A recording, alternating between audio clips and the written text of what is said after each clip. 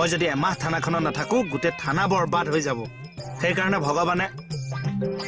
মোক ইয়াৰ পৰা যাবলৈও নিদিয়ে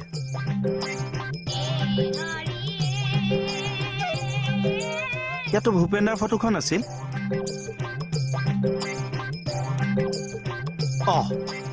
ইয়াতো সুভাষ বসুৰ ফটোখনো আছিল ফটো দুখন কোনে নিলে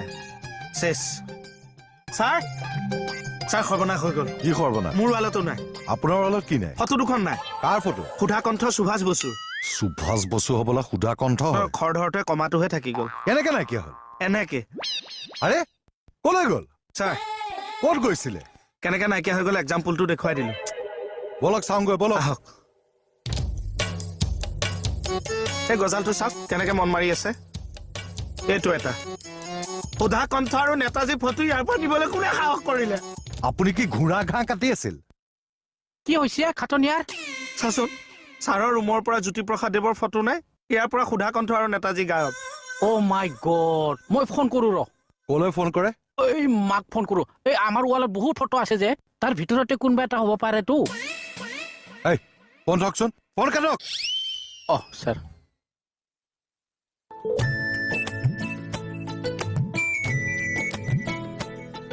ডিউটি নেযাও নেকি দাদা বোলো ডিউটিলে নেযাও নেকি